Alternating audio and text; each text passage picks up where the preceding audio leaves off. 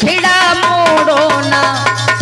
और अरे पढ़कर मैं दिखलाऊंगा कानून मनु का तोड़ूंगा, कानून मनु का तोड़ूंगा।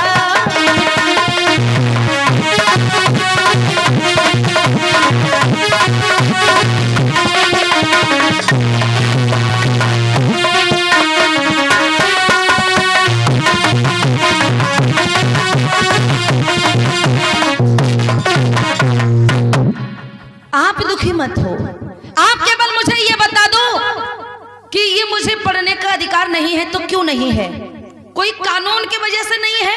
अब छोटा, जितना छोटा बच्चा है उतनी ही छोटी बातें कर रहा। कहते हैं कि ये बता दो कि मुझे पढ़ने का अधिकार क्यों नहीं है। जैसे इतनी बात कही तो पिता गोविंदराव ने बेटे को समझाया और कहा कि इस समय मनुस्मृति, मनु का विधान लागू है लोगों, और मनु के विधान जो लागू है ना, इसीलिए आपको पढ़ने का अधिकार, हक नहीं है। फूले जी आज कहते हैं पिताजी एक ना एक दिन मैं पढ़ के जरूर दिखाऊंगा और ये मनु का काला कानून तोड़ूंगा। ये कह दिया। छोटा सा बच्चा, उसने प्रतिज्ञा तो बहुत बड़ी कर ली, प्रतिज्ञा कर ली लोगों। अब करें तो करें क्या? पहले तो मेरा एडमिशन तो हो जाए, तब तो हम कुछ कर रहे। अटल प्रतिज्ञा की है कि अटल प्रतिज्ञा को किया और बालक ज्योतिबारा और पड़ोसी गफ्फार बेग मुंशी देखा बच्चे का भाव। इधर तो बच्चे ने सोच लिया कि मैं पढ़ूंगा, और जब तक मैं पढ़ूंगा नहीं तब तक मनु का काला कानून तोड़ नहीं सकता हूं, पढ़ना मुझे जरूरी है। प्रतिज्ञा की, लेकिन देखा कि जहां पुणे में रहते हैं पिता गोविंदराव और फूले जी, ज्योतिबा फूले जी, उनके घर के पास में पड़ोस में एक मास्टर रहते हैं, एक टीचर रहते हैं, जिनका नाम होता है गफ्फार बेग मुंशी। गफ्फार बेग मुंशी। अब मास्टर भी कुछ समझदार होते हैं, ठीक है ना? सब एक से नहीं होते हैं, जैसे कि सांप सब जहरीले अम्मा नहीं होते, है ना? हर तरीके के समाज में लोग पड़े हैं। छुआछूत को भी मानने वाले लोग पड़े और छुआछूत को तोड़ने वाले भी लोग पड़े। गफ्फार बेग मुंशी ने जैसे ही उस बच्चे का, ज्योतिबा फूले का भाव देखा कि बच्चा जो है ना, इसका पढ़ाई के लिए बहुत ज्यादा मन हो रहा, मन कर रहा पढ़ने के लिए, तो अब स्कूल में ना बुला के उनके पड़ोस के मास्टर साहब गफ्फार बेग मुंशी अपने पास बच्चे को धीरे से बुलाते, इधर आओ बेटा, आए, क्या करना चाहते हो? कुछ नहीं, मैं तो पढ़ना चाहता हूँ। स्कूल में मैं गया था, मेरे पिता मुझे लेके गए थे, लेकिन वहां स्कूल में मास्टर साहब ने मेरा दाखिला नहीं किया। अच्छा, कोई बात नहीं, लेकिन जो गफ्फार बेग मुंशी मास्टर साहब उर्दू फारसी के विद्वान थे, ज्ञाता थे, उस ज्ञाता टीचर, उस विद्वान मास्टर ने फूले को पास में बुला लिया और कहने लगे, बेटा, और क्या बोले जरा सुनिए। अरबी फारसी के विद्वान, समता के महान, सुनो मेरे भाई। अरे ज्योतिबा को पास बुलाए रे रहे हैं उन्हें पढ़ाई।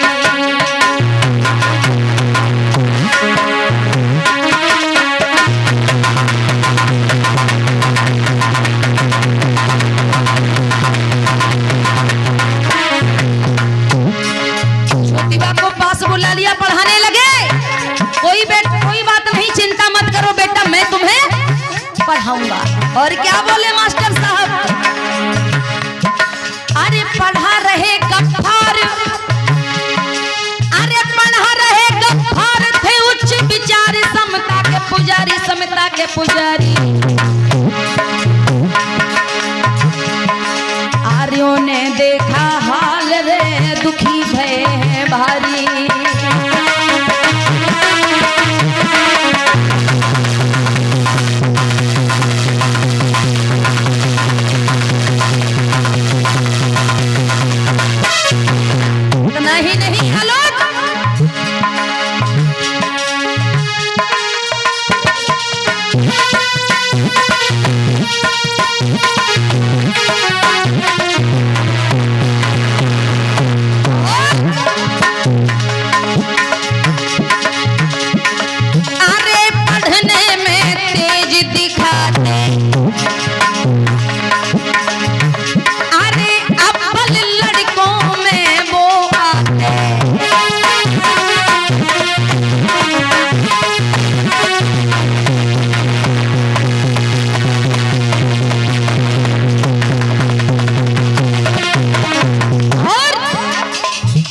मेधावी निडर बहादुर और अंग्रेजी पढ़ा रहे हैं फादर।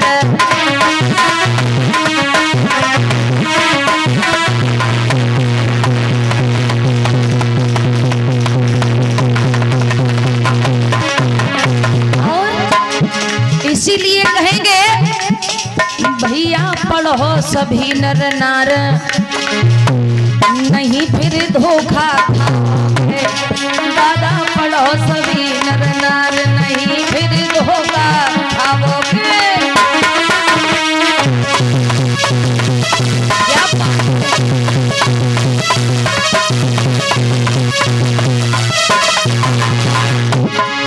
अरे धोखा खाओगे, नहीं फिर धोखा खाओगे, नहीं फिर धोखा खाओगे, नहीं फिर धोखा खाओगे। दादा पढ़ो सभी नर नार, नहीं तो धोखा खाओगे।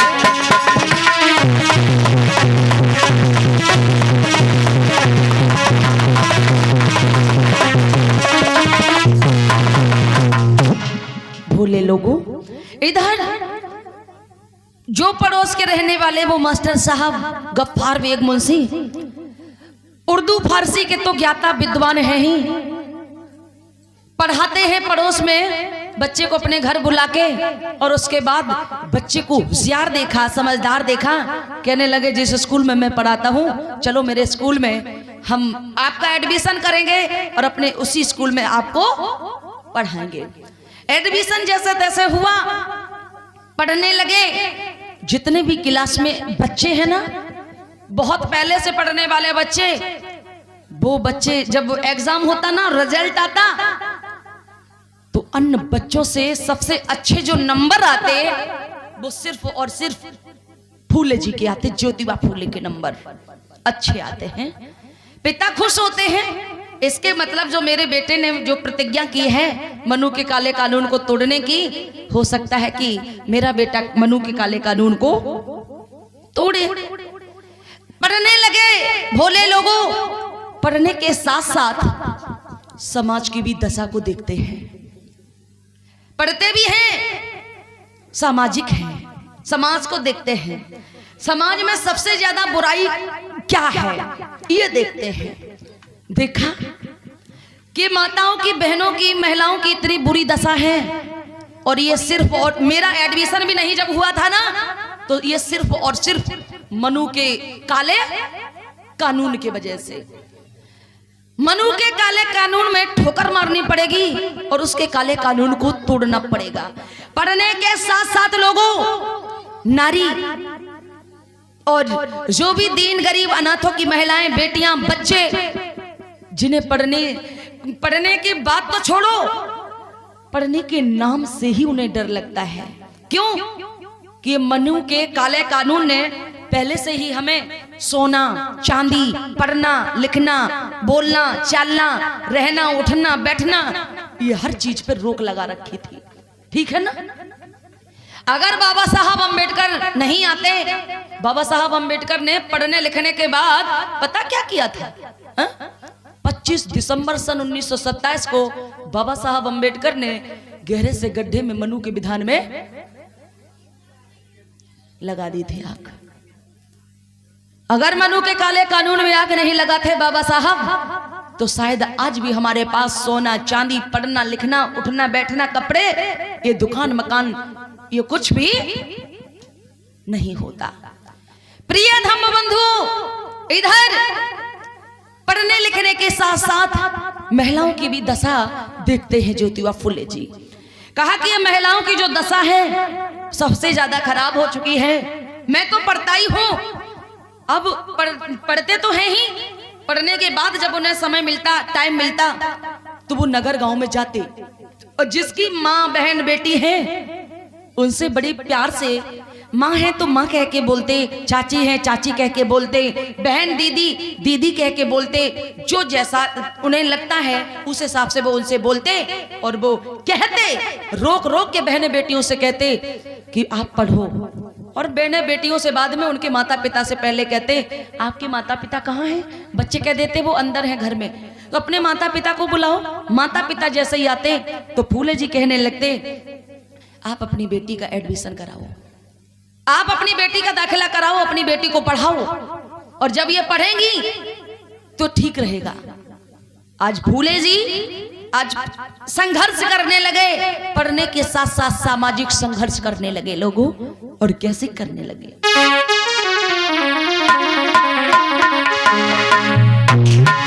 मैं जितना पढ़ गया हूं ना, मैं भी पढ़ता रहूंगा, और अपने पढ़ाई के साथ साथ मैं अन्य महिलाओं को भी या अन्य पुरुषों को भी पढ़ाऊंगा। क्यों? अपने तक मैं शिक्षा नहीं रखूंगा, मैं दूसरों को बताऊंगा। और ये बात सही है, आपको जो चीज आता है, आपको जो काम आता है, कढ़ाई बुनाई सिलाई पढ़ाई लिखाई जो भी, आप अपने तक सीमित ना रखें। गाना गाना आता, ढोलक बजाना आता, आप सी अच्छे आता है आपको, आप दूसरे को भी बताने का काम करें। आपके मरने के बाद कम से कम दूसरा व्यक्ति आपके काम को जारी तो रखेगा, रखेगा कि नहीं रखेगा? आपको कोई भी काम आता, जैसे कुछ हमारे पुरुष लोग हैं, उन्हें लिखाई पढ़ाई जो है, पेंट्री का काम करते हैं, प्रिंटिंग का काम करते हैं ना, कोई मिस्त्री है, राजमिस्त्री। आपको जो चीज आती है वो दूसरे को भी बताइए।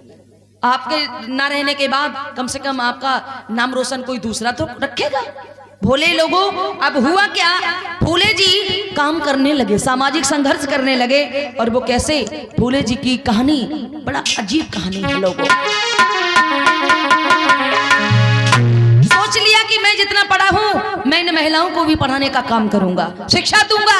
और क्या बोले,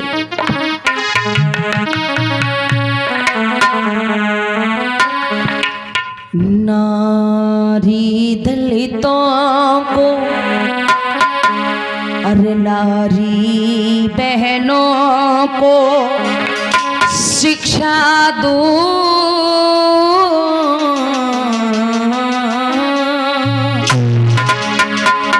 अरे नारी बहनों को शिक्षा दूं। और फूले ने बीड़ा उठा लिया,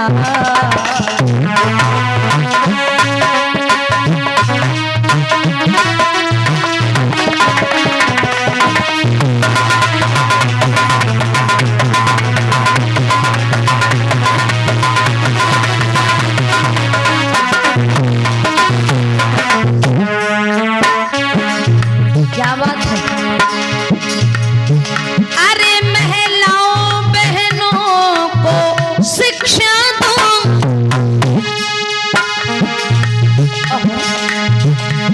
फूले ने बीड़ा उठा लिया, संघर्ष किया था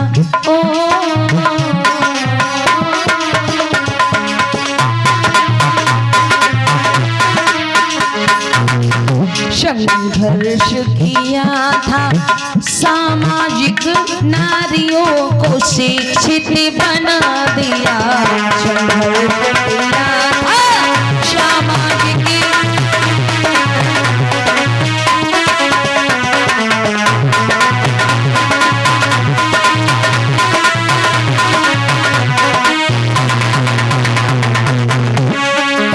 इतना ही नहीं, वो जहां भी जाते महिलाओं से कहते पढ़ो आप लोग।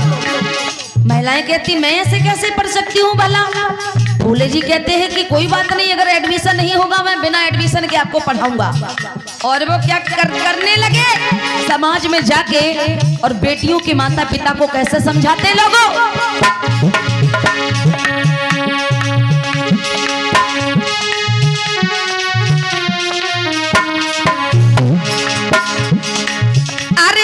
सब ही पढ़ाओ लड़की, क्या कहने लगे, सब अपनी अपनी लड़कियों को पढ़ाओ। अरे तुम सब ही पढ़ाओ लड़की, शोभा बढ़ जावे तब घर की।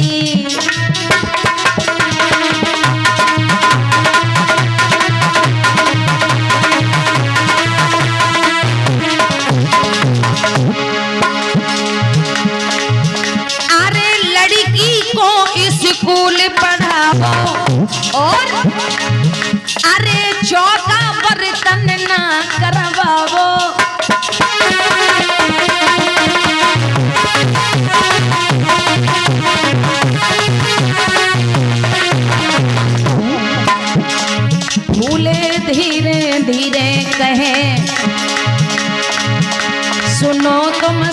नर नारी।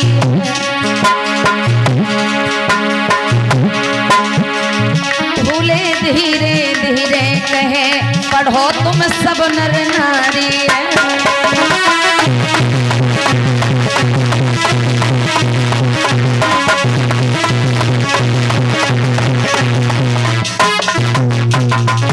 फूले लोगों, आज फूले जी कहने लगे आप अपनी बेटियों को पढ़ाओ तो सही रहेगा, अच्छा रहेगा। आप पढ़ने के साथ साथ अन्य लोगों को भी पढ़ाने लगे फूले जी, बताने लगे, जागरूक करने लगे। तब तक क्या हुआ कि इसी बीच एक घटना घटी फूले जी के साथ में। अब एक बात याद रखना, एक बात याद रखना लोगों, वो बात ये है जब तक कभी किसी व्यक्ति की ठोकर नहीं लगती तब तक वो संभलना नहीं सीखता है। सामाजिक संघर्ष कर रहे हैं, खुद पढ़ाई कर रहे हैं और पढ़ने के ही साथ साथ उनके साथ उस समय एक घटना घटी। और घटना पता कौन सी? कि जिस स्कूल में वो पढ़ रहे थे, गफ्फार बेग मुंशी के स्कूल में, तो उनकी क्लास का एक बच्चा था। फूले जी होशियार थे, समझदार थे, बढ़िया विद्वान थे। तो फूले जी के पीछे पीछे एक लड़का लगा रहता था। और हर जगह जाना तो आपकी सहेली, दोस्त, मित्र बन जाते हैं, है ना। तो फूले जी का एक मित्र बन गया था, एक लड़का मित्र बना, लेकिन वो जाति का ढोंगी पाखंडी। अब अपनी कोई इंसान औकात थोड़ी भूल जाएगा। जो चोर है तो वो चोर अपनी कितना भी वो साहूकार बन जाए, लेकिन उसे जब दाव लगेगा ना तो वो चूकेगा कभी नहीं।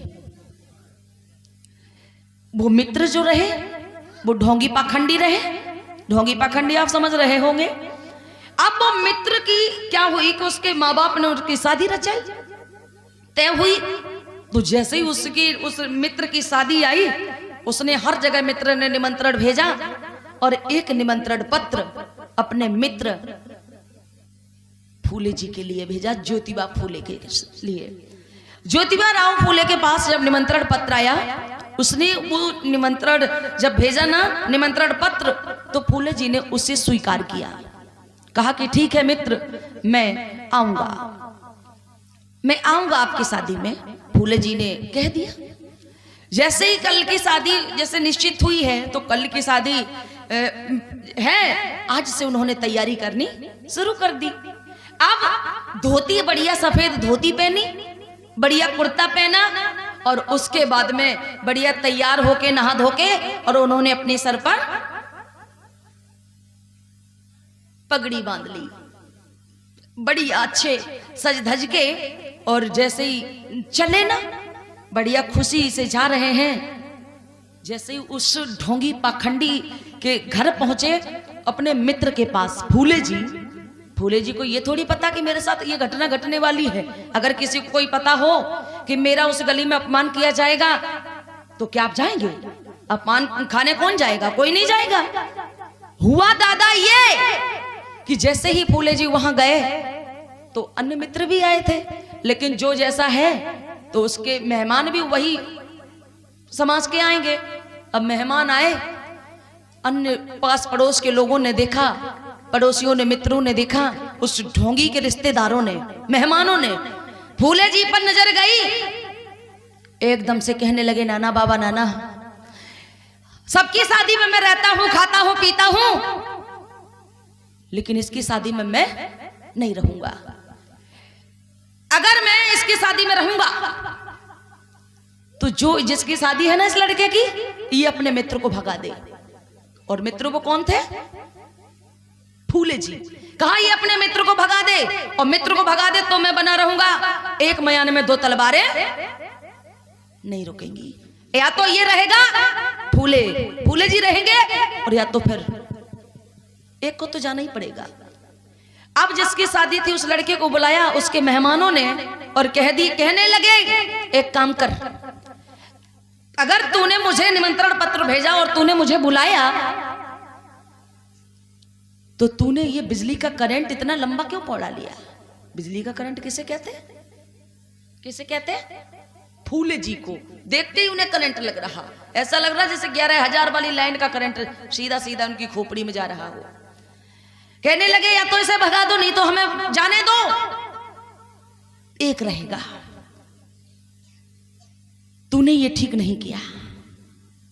अब जब उस मित्र पर उनके मेहमानों ने, उस लड़के जिसकी शादी हो उसके मेहमानों ने प्रेशर डाला, दबाव बनाया ना, तो वो मित्र समझने लगा कि अपने मेहमानों को, एक तो 100 मेरे मेहमान और ये अकेला ज्योतिबा फूले, एक काम करते हैं, एक की वजह से अगर 100 जाएंगे तो अच्छा नहीं लगेगा, 100 को बना रहने देता हूं और एक को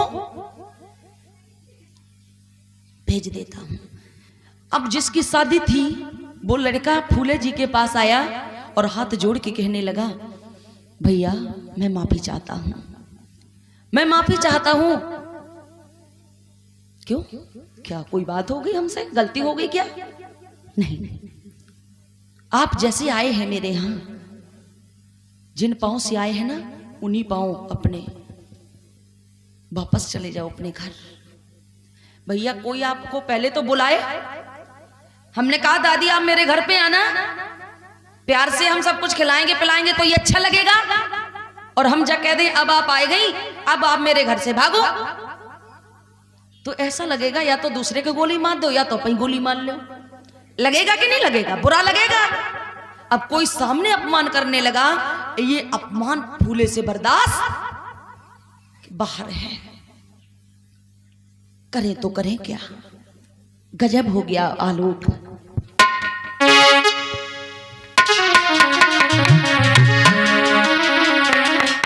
लड़के की शादी है, लड़की की होती तो बारात आती, ठीक है ना, लड़के की है तो बारात। अभी तो घर पर मेहमान सब इकट्ठे हुए और उसके बाद में ट्रैक्टर ट्राली में भर के तब जे बारात लेके कहां जाएंगे? घर पर तो बन गया, कोई बात नहीं, लेकिन इस लड़के की बारात में ये फूले नहीं जाना चाहिए। और वो कहने लगे मेहमान, अगर ये तेरी बारात में ये तेरा मित्र फूले ज्योतिबा राव जाएगा ना, तो हम एक भी तेरी बारात में नहीं जाएंगे। और वो पता क्या बोले? कहने लगे,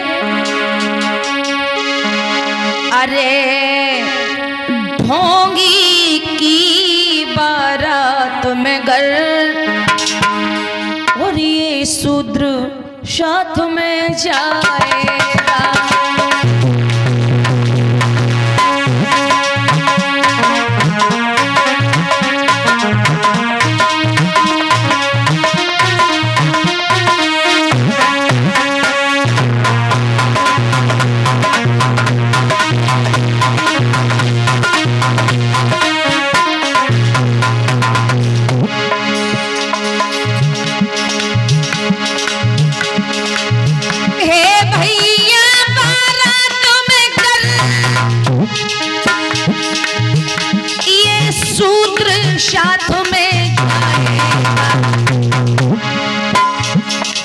शूद्र साथ में बारात में चला गया ना हम लोगों के साथ, तो हम जितने भी हैं उच्च जाति के लोग, क्या होगा? तो हम सभी ढोंगियों का ही, अरे हम सभी विप्रों का ही तो अपमान ये समझा जाएगा।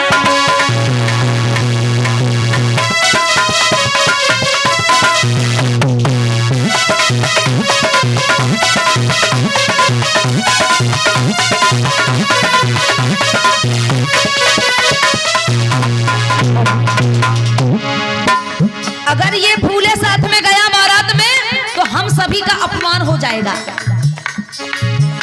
इसलिए शूद्र को लौटा, क्या कर दो? लौटा दो। इसलिए शूद्र को लौटा, अरे कहना यही हमारा है। ये मनुवाद को बुरा कहे, क्या बोले? ये मनुवाद को बुरा कहे और ये अच्छा इंसान नहीं है फूले।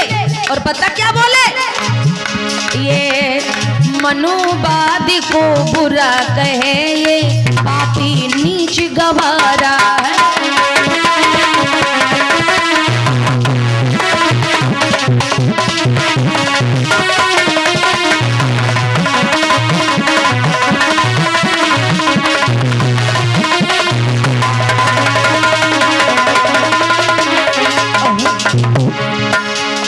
मित्र दूल्हा इतनी सुन और पास भूले के आया है, जाओ लौट मित्र घर को, मेरी जात ने दबाव बनाया है, मेरी जात ने।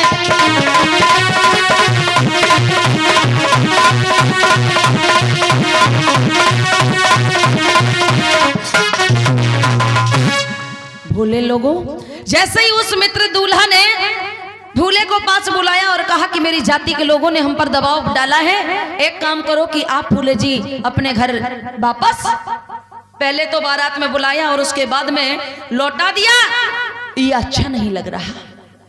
भोले लोगों, अब पता है हुआ क्या, फूले जी जैसे तैसे अपमान के घूंट पी के लौटे। रास्ते में उन्हें एक नदी मिली, नदी के किनारे खड़े होकर सोचने लगे। नदी के किनारे लोगों वो खड़े होकर सोचने लगे, देखा कि जब वो पहुंचे तो उस नदी के किनारे बहुत ज्यादा मेढक, और जैसे ही फूले जी के पैरों की आहट को सुना उन मेढकों ने, तो वो मेढक एकदम से टप टप टप टप सब नदी में कूद गए। अब मेढकों को देखा तो ये विचार किया, जिस तरीके से ये मेढक कूद गए ना, एक तो मेरा भारी अपमान हुआ है। लोगों, जो इज्जत वाला व्यक्ति होता ना, इज्जत वाला, उसे अगर कोई गाली देने की तो छोड़ो, गलत बोलने की तो छोड़ो, अगर कोई गलत नजर करके देख भी देना तो वो व्यक्ति दोबारा आएगा नहीं उस जगह। भोले लोगों खड़े हो गए, विचार किया कि अगर मैं इस नदी में कूद जाऊं तो कैसा रहेगा। उनके मन से आवाज आई, दिल से आवाज आई, अगर मैं फूले इस नदी में कूद गया तो भला इन महिलाओं का उत्थान कौन करेगा? है? अरे मैं तो जैसे तैसे अपनी जान दे दूंगा, लेकिन इन महिलाओं के, इन शूद्रों की हालत इतनी बुरी है, इनका कैसे कौन उत्थान करेगा? भला क्या मेरे बाद कोई और भी पैदा होगा? नहीं होगा। फूले, तुझे कूदना नहीं चाहिए पानी में, ये दिल से आवाज आई। और लोगों पता क्या किया? कूदे नहीं। 85% लोग जो हैं, इनके मान सम्मान को बढ़ाने के लिए फूले जी वैसे वहां जान भी दे सकते थे, नदी में दे सकते थे कि नहीं, लेकिन नहीं। समझदार व्यक्ति आत्महत्या कभी नहीं करता, खुदकुशी नहीं करता। फूले जी वहां से लौटे, घर पहुंचे, लेकिन ऐसा लगता है जैसे बहुत बीमार है। क्यों? उनका बारात में जब शादी में गए तो क्या हुआ? अपमान हुआ, लेकिन अपमान ये अच्छा नहीं लगता। घर पहुंचे, धीरे धीरे फूले की साहस की चर्चा, फूले के सामाजिक संघर्ष की चर्चा उस महाराष्ट्र के कोने कोने में छाने लगी है, बड़े होने लगे। अब हुआ क्या लोगों, उनकी शादी के प्रस्ताव लेके लोग आने लगे हैं। शादी के प्रस्ताव लेके लोग आने लगे। पिता गोविंद राव पहले तो प्यार से उन्हें बिठाते, जो खाने पीने को होता वो खिलाते पिलाते, लेकिन पहले लड़का ऐसे फूले जी जो लड़की वाले शादी के लिए देखने को बैठे हैं, और से लड़के होते तो वो शांत रहते। फूले जी पहले तो शांत रहते हैं, और जब वो जो चीज पूछते लड़की पक्ष के लोग फूले जी से, ज्योतिबा फूले से जब कोई बात पूछते, फूले एकदम से सटीक जवाब देते। एक शर्त केवल फूले जी की होती, तमाम बातें लड़की के पक्ष के लोग फूले जी से पूछते, लेकिन फूले जी की केवल एक बात होती, शादी तो मैं कर लूंगा, शादी करने में तो मुझे कोई आपत्ति नहीं है, लेकिन अब लेकिन जहां लगा, समझो यहां दाल में कुछ दाल ही काली है, उद्दन की दाल हुई है। यहां समझो कुछ शादी तो कर लूंगा, लेकिन अब तो गड़बड़ी है। लेकिन मैं ऐसी लड़की से शादी करूंगा, लड़की अनपढ़ होगी कोई बात नहीं, मेरे घर पे आए, क्या शर्त होती है उनकी? गजब हो गया लोगों। आए शादी के प्रस्ताव और फूले के बहाव समझ नहीं पाते। शादी के प्रस्ताव लेके जो लड़की पक्ष के लोग आते, फूले जी के मन के भाव लड़की के पक्ष के लोग नहीं समझ पाते। आए शादी के प्रस्ताव, फूले के भाव समझ नहीं पाते। और शर्त रहती उनकी, और शर्त क्या रहती? अरे लड़की को हम पढ़ाए रे, वो साफ साफ बतलाते।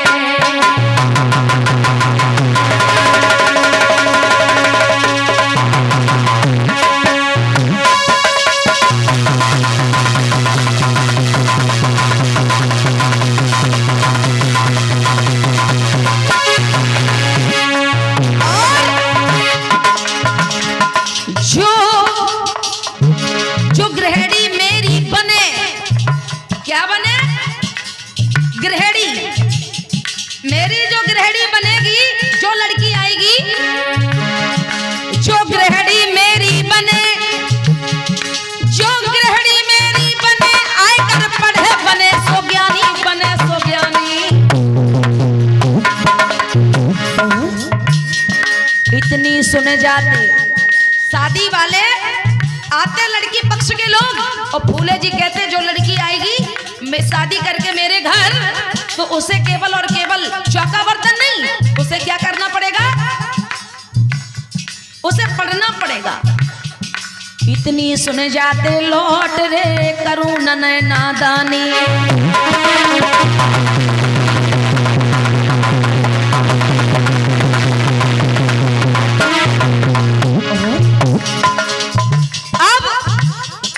आलोक को लड़की पक्ष के लोग लौटने लगते, और पता क्या कहते? ना बाबा ना, ना बाबा ना, मैं ये नादानी नहीं करूंगा, मैं अपनी बेटी को काल के गाल में नहीं डालूंगा। मेरी बेटी चौका बर्तन करेगी, और अगर मेरी बेटी को तुम पढ़ाओगे तो मैं अपनी बेटी की तुम्हारे साथ में शादी नहीं करूंगा। शादी वाले सब लौट जाते और बुदबुदाते बड़बड़ाते चले जाते, और वो पता क्या कहते चले जाते? आलोक धीरे धीरे,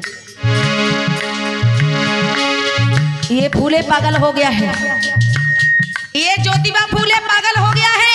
लड़की पक्ष के लोग कहते, और क्या कहते?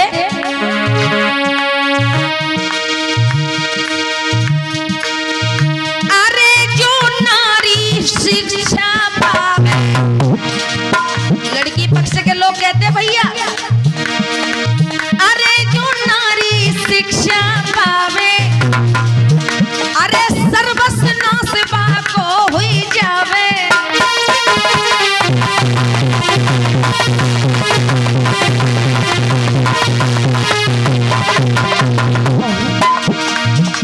जान पूजना कुआ में डालो, और बेटी मेरी ना है भारू।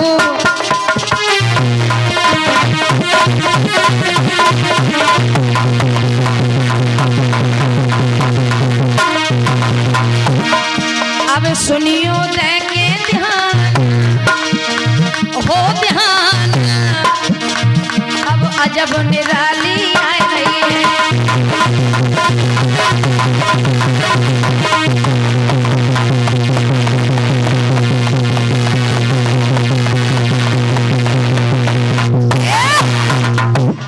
भोले लोगों, लड़की पक्ष के लोग आते, कहते फूले जी आप मेरी बेटी के साथ शादी कर लें। फूले शादी के लिए मना नहीं करते, लेकिन वो कहते कि आपकी बेटी अगर मेरे घर पे मेरी गृहिणी बन के आएगी तो उसे क्या करना पड़ेगा, क्या करना पड़ेगा, पहले पढ़ना पड़ेगा। और जैसे ही कहा पढ़ना पड़ेगा तो जो लड़की पक्ष के लोग होते वो कहते ना बाबा, मैं इतनी बड़ी नादानी नहीं करूंगा, मेरी बेटी चौका बर्तन करेगी, ना कि मेरी बेटी पढ़ेगी लिखेगी। और मेरी बेटी अगर पढ़ेगी लिखेगी तो मनु का काला कानून तो ये कहता है कि अगर बेटियां महिलाएं स्त्रियां पढ़ेंगी ना तो इनका सर्वस्व नाश हो जाएगा। मनु का काला कानून सोना रखने के लिए मना करता, चांदी रखने के लिए मना करता। कुछ हमारे बूढ़े बुजुर्ग लोग दादा दादी ऐसे भी होंगे ना कि पहले पुराने समय में घर में सोना जैसे अगर डलो है सोना, तो कुछ लोगों का कहना यह भी होता था कि जिनके यहाँ, जिन शूद्रों के यहाँ सोना है वो हाथ में ना पकड़े, वो हाथ में अगर पकड़ लिया तो उनका सर्वस्व नाश हो जाएगा। लकड़िया से वो उटकाए लाए और सोना अपने द्वार के बाहर डाल दें। अब वो द्वार के बाहर जैसे ही डाला तो क्या वो जमीन तो खाती नहीं थी सोना, जो कहता था वही उठा के अपने घर पे घुसेड़ के रख देता था। और आज के समय में वही कहता है कि मेरे दादा परदादा के पास 5 किलो सोनो हतो और हमारे दादा परदादा के पास एक भी नहीं, क्योंकि हमारे परदादा दादा इन्हें तो इतना डर घुसेड़ दिया इनके अंदर, तो वो लकड़ी से सोने को उटका उटका के बाहर डालते थे। कहते सोना पकड़ लिया तो सर्वस्व नाश हो जाएगा। शादी के लोग लौट जाते, लड़की पक्ष के लोग लौट जाते और कहते कि नहीं, हम इतनी बड़ी नादानी नहीं करेंगे। जैसे तैसे भोले लोगों इधर उसी महाराष्ट्र से ही खांडो जी नेवसे आते हैं। खांडो जी नेवसे, क्या नाम, खांडो जी नेवसे आते हैं। और खांडो जी नेवसे अपनी बेटी की शादी करने के लिए आते हैं गोविंद राव के पास में। अब ऐसा तो नहीं है कि जो जैसे आपको अपनी बेटी की शादी करनी तो डायरेक्ट लड़के से बात करने लगो। आप अगर बात करोगे तो लड़के के पिता से बात करोगे, है ना, लड़के के पिता से। अब खांडो जी नेवसे आए और खांडो जी नेवसे पहले तो प्रणाम करते हैं गोविंद राव को, फूले जी के पिता को, और कहते हैं हमें अपनी बेटी की शादी करनी है और हमने सुना है कि आपका बेटा जो है ज्योतिबा फूले वो बहुत समझदार है, समझदार है। मैं चाहता हूं कि आपके समझदार बेटे के साथ में, अगर मेरी बेटी समझदार बेटी है, अगर मेरी समझदार बेटी की शादी आपके साथ में हो जाए, आपके बच्चे के साथ में, तो बेटर होगा, अच्छा रहेगा। और बेटी का नाम पता क्या था? खांडो जी की बेटी का नाम सावित्री बाई। क्या नाम? खांडो जी की बेटी का नाम सावित्री बाई। और सावित्री बाई की शादी का रिश्ता लेके उनके पिता खांडो जी नेवसे आए और कहने लगे मेरी बेटी की शादी अगर आपके बेटे के साथ में हो जाए तो बेटर होगा, अच्छा रहेगा। भोले लोगों, तमाम शादी वाले लोग आए शादी करने के लिए कहते, और जैसे ही फूले जी कहते कि जो लड़की आएगी उसे पढ़ना पड़ेगा, और इतनी सुन के सबको करंट लगता और वे सबके सब भाग जाते। लेकिन खांडो जी नेवसे सावित्री बाई के पिता, उनसे भी वही शर्त रखी फूले जी ने। कहा कि मुझे शादी करने में कोई आपत्ति नहीं है, लेकिन आपकी बेटी मेरे घर पे आएगी, तुम्हारी बेटी को मेरे घर पे चौका बर्तन नहीं करना है। आपकी बेटी को मेरे घर पे सिर्फ और सिर्फ पढ़ना है, पढ़ाई लिखाई करनी है, पढ़ना लिखना है। सबके बाप लौट जाते दादा, लेकिन सावित्री बाई के पिता लौटे नहीं और कह दिया ठीक है, आपके घर पे मेरी बेटी बहू बन के आएगी, आपको जो मेरी बेटी से करवाना आप करवाइए, निसंकोच करवाइए। शादी तय कर दी। और वो भी कह दिया खांडो जी से फूले जी ने, उनके पिता गोविंद भैया दादा, जितने लड़का होता ना, हर लड़के के बाप को ये तमन्ना रहती है मेरे लड़के की शादी हो, बहू तो बढ़िया मिल ही जाए, लेकिन कछु दहेज मिल जाए, दहेज। और दहेज के चक्कर में पिता गोविंद राव भी थे कि हमें थोड़ा बहुत दहेज मिल जाए तो बढ़िया रहा है। लेकिन फूले जी ने खांडो जी से कह दिया, सावित्री बाई के पिताजी से, कि आपकी बेटी को मेरे घर पे पढ़ना पड़ेगा, और दूसरा आपको हमें केवल आपकी जो बेटी है ना आपकी, हमें आपकी बेटी चाहिए, और उसके अलावा बेटी के साथ में हमें कोई भी दहेज नहीं चाहिए। अब बताओ, इतना समझदार कोई व्यक्ति होगा? सब सोचत कि हमें दहेज मिले, लेकिन फूले जी ने कह दिया कि मुझे दहेज भी नहीं चाहिए। अब सावित्री बाई 9 साल की, और फूले जी जो हैं ज्योतिबा राव फूले, वो 13 साल के। दोनों की शादी पक्की हुई, तिथि निश्चित हुई, और भोले लोगों शादी की रस्म शुरू हुई। शादी की आज हमारे यहाँ जब रस्म शुरू होती तो पहले तेल ताई का ये सिस्टम होता, लेकिन बुद्धिजीवियों के यहाँ तेल का सिस्टम, तेल ताई का नहीं होता है। अब कुछ लोग शादी तो करते बौद्ध धर्म से, लेकिन एक पक्ष के लोग बौद्ध धर्म से कर रहे शादी, तो दूसरे पक्ष के कह देते, अरे यार बीच में खम्मा गड़ाए ले तो बढ़िया न रहा है। खम्मा कौन सो? मंडप मड़व होती है, कहा होते, तो वो गड़ाए ले, और बाकी आसपास बावरे डाल ले, प्रतिज्ञाओं ले लो, बावरे डाल ले, फेरे, और शादी हो जाएगी। कितनी भी बौद्ध धर्म से शादी हो, प्रतिज्ञाओं से हो लोगों।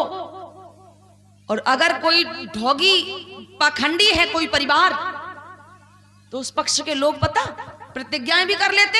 बौद्ध धर्म से अगर होगी शादी तो प्रतिज्ञाएं, और उसके बाद वो कहते कछु ना तो 6 भावने डाल ले तो हो जाए काम, तो बंधन में बंध जाती है लड़की, है ना। एक बात याद रखना, ना तो शादी लव मैरिज गलत होती, और ना शादी अरेंज मैरिज गलत होती है, ठीक है ना। ना शादी बौद्ध धर्म की गलत होती, ना ये फेरे वाली गलत होती। लोगों के विचार गलत हो जाते हैं। वो कैसे? वो ऐसे होते हैं कि जैसे कुछ लोग कहते हैं, अरे बौद्ध धर्म में तो कम से कम समाज को साक्षी मान के तो काम होता, और उसमें तो कुछ भी किसी को भी साक्षी नहीं माना जाता। फेरे डाले, और अगर उन्हें करवाए शादी को जो करवाने वाले जो होते हैं ना, कौन, हाँ, तो वो आएंगे, उन्हें अगर रात भर में जगे तो सवेरे के टाइम नींद आने लगा, सुबह के टाइम नींद आने लगती। 7 फेरे की जगह पे 13 फौरे डाल दे भौरे, हाँ, डलन दे भौरे पेल के चलन दे काम, है? और 56 फेरे डल जाते, उसके बावजूद भी लड़की अपने पति को छोड़ के, तमाम ऐसे हैं हिंदू धर्म से शादी हुई, फेरे पड़े हैं 56, 7 की जगह 14 फेरे पड़ गए, और फिर भी वो लड़की अपने पति को छोड़ के चली गई। तो बताओ अब फेरे में कोई दम है? कम से कम समाज को साक्षी मान के बौद्ध धर्म से अगर शादी होगी तो ये तो है कि कम से कम समाज को बुलाओ और कहो कि इनके सामने शादी हुई थी। अब बताओ कि कौन गलत है? उस समय तो प्रतिज्ञाएं ली थी कि हम जीवन भर इनके मेहमान रिश्तेदार की देखरेख करूंगी, है ना। भोले लोगों, शादी हुई, अच्छे से विवाह संस्कार हुआ, संपन्न हुआ, और सावित्री बेटी से बहू बनी। और उस समय लोगों बाल विवाह होता था, बाल विवाह, ठीक है ना, बाल विवाह होता था, बाल विवाह हो गया। फूले जी की शादी 13 वर्ष के फूले जी और 9 वर्ष की सावित्री बाई के साथ में आज शादी हुई। शादी हुई, सावित्री घर आई। भोले लोगों, सावित्री जब घर आई ना तो हुआ क्या? एक दिन तो निकल गया, 2 दिन निकल गए, और जैसे ही 2, 4, 5, 10 दिन हुए, फूले जी ने अपनी गृहिणी से कहा, फूले जी ने अपनी गृहिणी से कहा कि हे सावित्री, तुम बहू बन के आई हो, कोई बात नहीं, और इसी बीच ये जो मुझे आपने जो धम्मदान दिया है वो इस प्रकार से है। कथा पर खुश होकर ये जो आप लोगों ने आशीर्वाद दिया है, मानिए घनश्याम महाते, दादाजी बहादुरपुर निवासी, आपकी तरफ से 50 मुद्राओं से मुझे सम्मानित किया जा रहा है। इसी बीच मानिए शील कुमारी बौद्ध जी लाहौर हवेली आपकी तरफ से 50 मुद्राएं। इसी बीच मानिए मिथिला बौद्ध जी बहादुरपुर से 10 रुपए। इसी बीच मानिए राजेश की मम्मी रामश्री बौद्ध लाहौर हवेली आपकी तरफ से 10 मुद्राएं। अनुज कुमार बौद्ध जी काड़ोर आपकी तरफ से 50 रुपए। इसी बीच श्रेयांश बौद्ध जी काड़ोर निवासी 50 रुपए। इसी बीच मानिए अनमोल की चाची राम जानकी बौद्ध बहादुरपुर से 20 मुद्राएं। इसी बीच माननीय लीला बौद्ध बहादुरपुर से 20 मुद्राएं। माननीय बनमाली की बाई लच्छू बौद्ध बहादुरपुर निवासी 10 मुद्राएं। इसी बीच माननीय क्रांति बौद्ध बहादुरपुर से 20 रुपए। इसी बीच माननीय सुखदेवी बौद्ध जी लाहौर हवेली आपकी तरफ से 20 मुद्राएं। उषा बौद्ध जी बहादुरपुर से 20 मुद्राएं। इसी बीच माननीय कल्पना बौद्ध जी बहादुरपुर से 20 मुद्राएं। इसी बीच माननीय बलवान सिंह बौद्ध जी बहादुरपुर से 20 मुद्राएं। ये आप लोगों ने मुझे मंच पर धम्मदान दिया है, आप लोगों ने अपना प्यार दिया है, आशीर्वाद दिया है। मैं चाहती हूं कि एक बार आप सभी के लिए जोरदार ताली बजा दीजिएगा, जोरदार सबके लिए ताली बजा दीजिएगा। बहुत बहुत धन्यवाद, बहुत बहुत साधुवाद। प्रिय धम्म बंधुओं, इधर शादी तो हुई, अच्छे से हुई, कोई दिक्कत नहीं, लेकिन आज हमारे यहाँ जब शादी होती, आपके यहाँ नहीं, जो बुद्धिजीवी हैं उनके यहाँ नहीं होती इस तरीके से शादी, फेरे वेरे नहीं होते हैं। बौद्ध धर्म से होती है शादी, बौद्धाचार्य को बुलाया है ना, और किसी को भी बौद्ध उपासक को बुला लिया, शादी हुई। लेकिन वो शादी जो होती, बंधन जो होती है ना, लड़का लड़की को जो बंधन में डालना होता, ये बौद्ध भिक्षु तो नहीं कराते, ठीक है ना। हर संस्कार कराते हैं बौद्ध भिक्षु, परंतु शादी संस्कार शायद ये ठीक नहीं होता कि भंते जी तो बंधन में किसी को बांधते ही नहीं, वो तो बंधन से निकालते हैं। प्रिय धम्म बंधु, आइए इस तरीके से शादी फूले जी की संपन्न तो हुई, लेकिन फूले जी अभी सहमत नहीं है। फूले जी ये सोचते हैं कि मेरी गृहिणी तो आ गई, लेकिन मुझे अब क्या करना होगा। शर्त क्या रखी थी शादी से पहले, आपकी बेटी मेरे घर आएगी ना, जब आ जाएगी तो उसे क्या करना पड़ेगा, चौका बर्तन की जगह उसे केवल पढ़ना पड़ेगा। ये शर्त। लोगों आजकल लड़के तो ऐसे होते, शादी हो जाती तो पढ़ाई लिखाई बेटियों की बंद करवा देते हैं ना, लेकिन फूले जी जैसे अगर पति मिल जाए तो बहुत ही बढ़िया बात है। जो लड़की जो काम करना चाहती है तो उन्हें करने दो। ये तो मैं सभी से कहती हूँ, शादी हो गई तो क्या हुआ, शादी के बाद भी अगर कोई बेटी कढ़ाई बुनाई सिलाई कोई भी काम करना चाहती है, पढ़ाई लिखाई, उन्हें करने दो। जब तक करती है उन्हें करने दो, और जब वो कह दे कि अब नहीं करेंगे तो वो बात एक अलग हो जाती है। कभी किसी के काम को रोकना तो बिल्कुल भी नहीं चाहिए।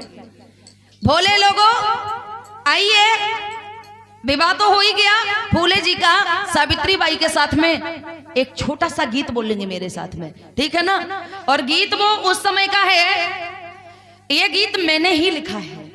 ये गीत मैंने क्या लिखा कि एक बौद्ध धर्म की लड़की होती है, बौद्धिस्ट लड़की होती है, पढ़ी लिखी समझदार हो लड़की होती, बेटी होती, और जब वो ससुराल जाती तो उसे ससुराल के लोग जो हैं वो पाखंडी मिलते हैं, ढोंगी पाखंडी, मतलब दुनिया के पत्थरा को पूजने वाले, पत्थरा को पूजने वाले मिलते। भोले लोगों, वो लड़की ससुराल को, सब सिस्टम ससुराल का छोड़ देती, पाखंडी होते, ससुराल को वो सब छोड़ देती, अपने फिर घर पे आती मायके, और अपनी मां से कहती कि वहां मेरे ससुराल के लोग हिंदू धर्म को मानने वाले थे, पाखंडी धर्म को मानने वाले थे, इसीलिए मैं ससुराल को छोड़ के अपने मायके आई हूं। और वो पता क्या होती, जरा सुनिएगा।